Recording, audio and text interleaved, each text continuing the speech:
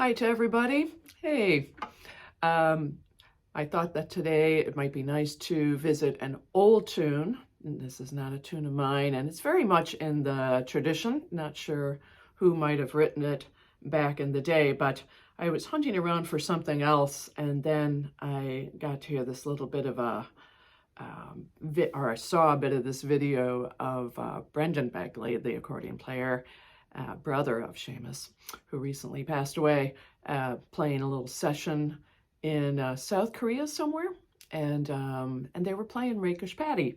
And when I was hearing it, they were playing a two-part version, and in Chicago, Johnny McGreevy used to have this four-part version of the tune. So, it's just a great tune anyway.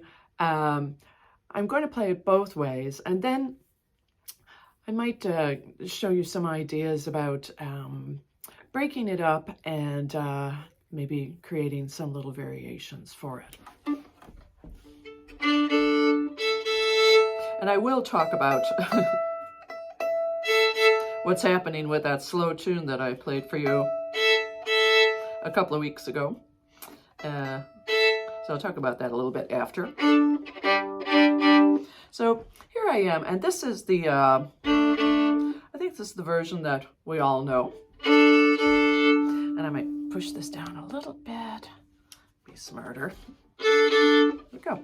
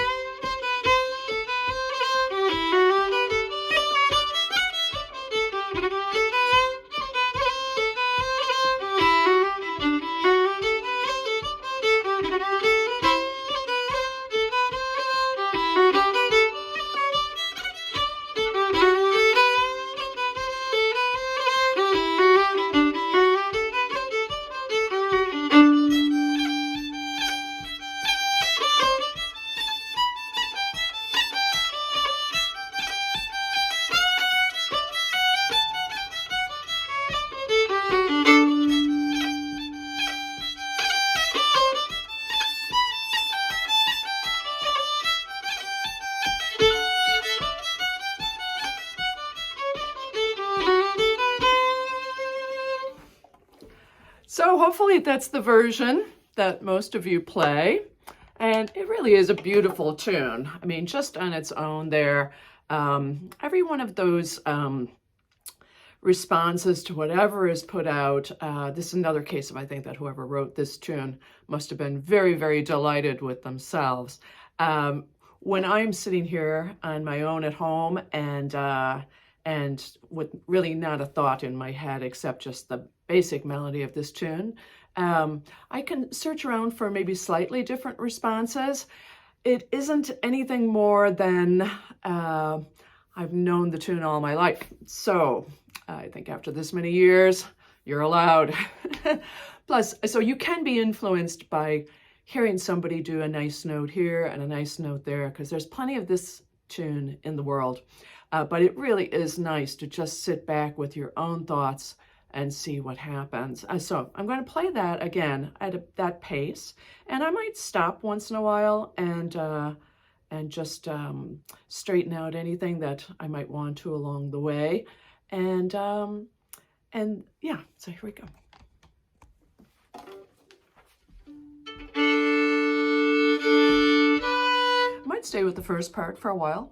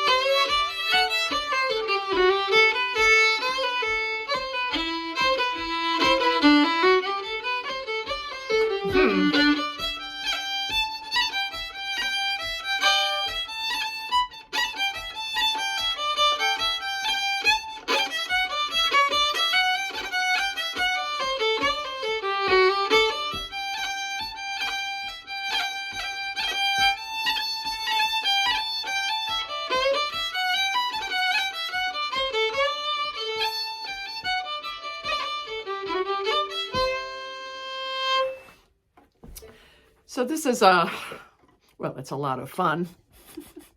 Just going along and seeing what you think. I think if I play it faster, maybe some of those calls and responses could be slightly different than what I did there. But in any case, I did talk about that Johnny McGreevy had a 4-part version, and it's very nice and easy, so I'll play that next. So here's Johnny McGreevy's 4-part version, and it's very subtle. It's very subtle. So it's that there's 2 middle parts. So the first part and the second part that we know as a 2-part tune become the first and 4th part. And in the middle, he just kind of does a nice variation on what's now the 4th part by just kind of coming down with notes rather than going up. And the 3rd part then is almost a little bit of an anomaly. It's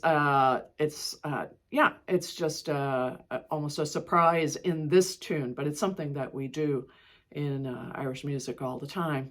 Okay, so enough said. Here we go.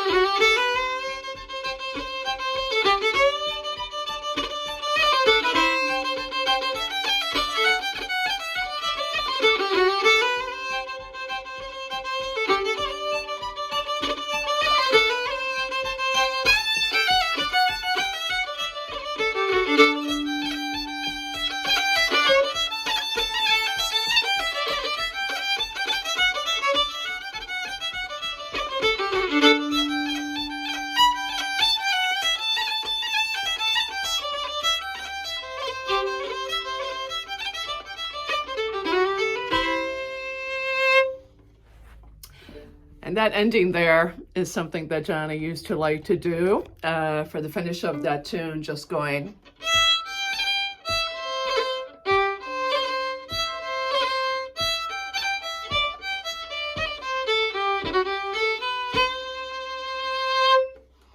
So you might like adding this version to your repertoire. So the only thing I've been working on with that new tune, keeping it in the key of A for my instrument, although I've been learning my lesson about if I'm on the B-C accordion, whether I should be playing it in G or in A. I'm not sure whether the one is hard because I don't play the accordion very much. So I'm still deciding where it's going to end up.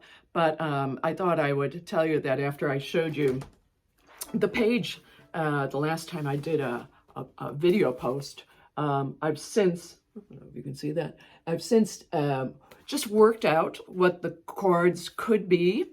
And it's funny, I think if we've all have our things that come easily. Like I say, and I've said in the past, any guitar player, it seems like, can hear this stuff very quickly and know exactly where to go on their instrument. Not so easy me.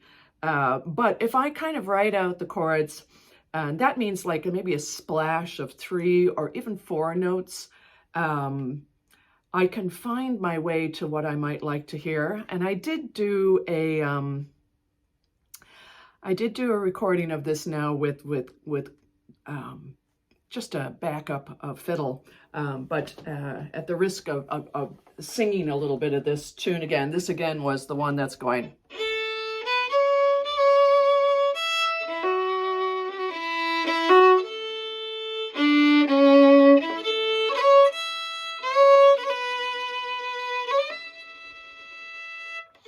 So if you look up that tune again, I started just by writing down that, so let's say at the beginning,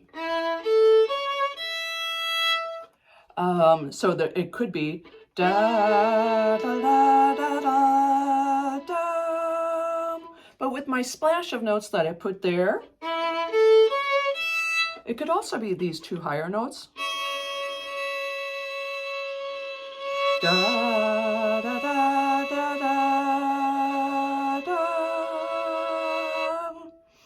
So just looking at that kind of gave me options, and yeah, I could actually play this tune with the new knowledge of what the possible chords are, just going along on my fiddle, and make it just a solo violin piece. But it gives me a little more ammunition if I go through it to be able to say to that accompanist, here's what I'd like to hear here, even if I'm not quite sure what the name of the chord is. For example, I did notice that if I play a C sharp against a D,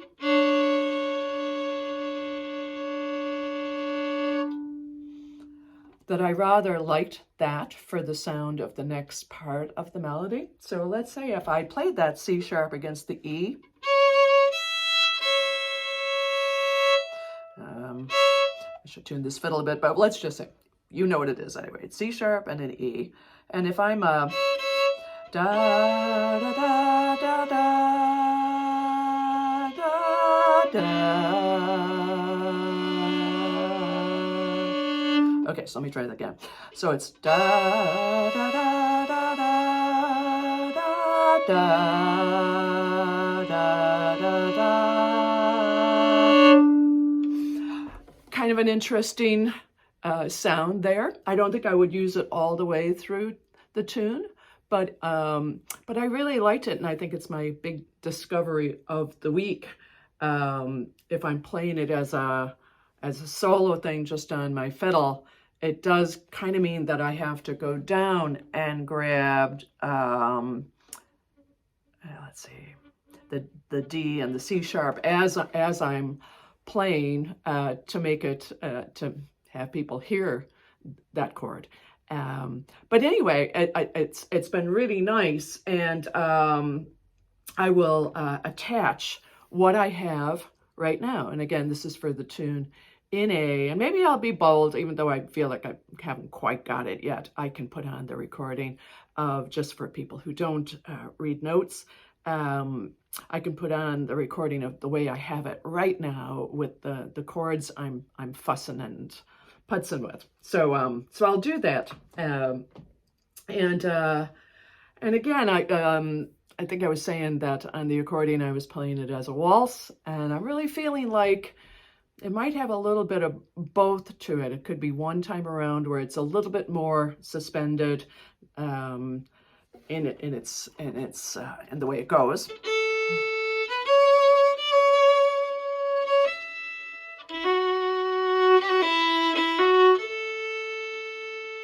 You know, and then maybe the second time through it will want to be more of a timing.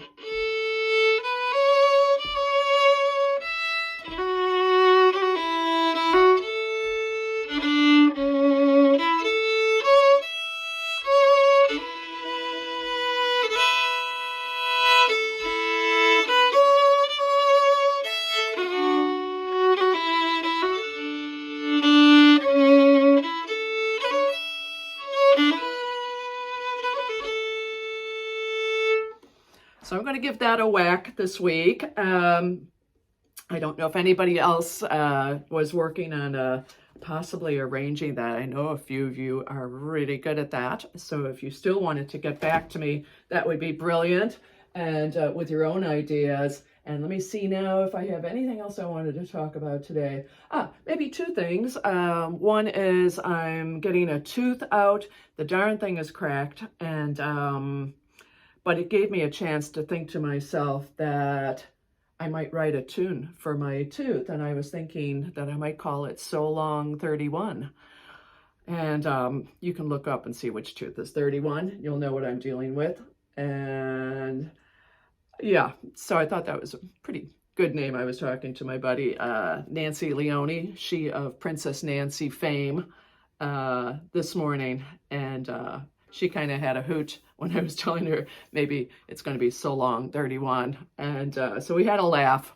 And speaking of Princess Nancy, she sent me a nice recording. She was actually at Orchestra Hall in Chicago and got to see Anne-Sophie Mutter do the Four Seasons with her group that she has doing that piece, all Four Seasons. And it was just, she sent a video of it. So it is a video of her doing it maybe 2 years ago.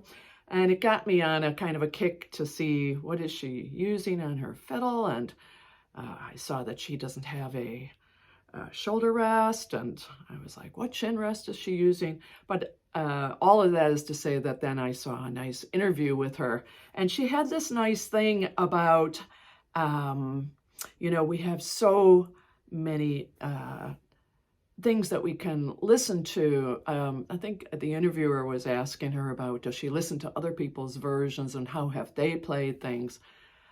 And she was just talking about, you know, how it can be fatiguing to listen to what everybody else does. And I know I'm always saying, you know, there's loads out there, but maybe it's nice to go back to the days where, you know, it's just you and a tune and it's what you think of, and you're not learning anybody else's version. You're just hearing a basic melody, and then you're playing with it yourself. So I think that that's what you can do with the Rakish Paddy, an old tune, and just enjoy yourself and not be looking all over the internet for how this one and that one and the other one plays it, but to have your own thoughts. It's still good to listen to people who really play wonderfully and to see what they're up to. I was also exploring old recordings of John Carty, who is such a wonderful improviser. And I was looking at some of his stuff that's out there, and I was looking at some of Liam O'Connor, a great fiddle player from Dublin. If you don't know their music, just for the crack, listen to it. I was telling myself, don't be listening to it just to learn something. Just listen to it for the enjoyment. So back to enjoyment, an old tune this week. If you so choose, jump in and see what you do with Rakish Paddy. And again, there's that 4-part version. If you already know it, and it might be out in the world more than I know.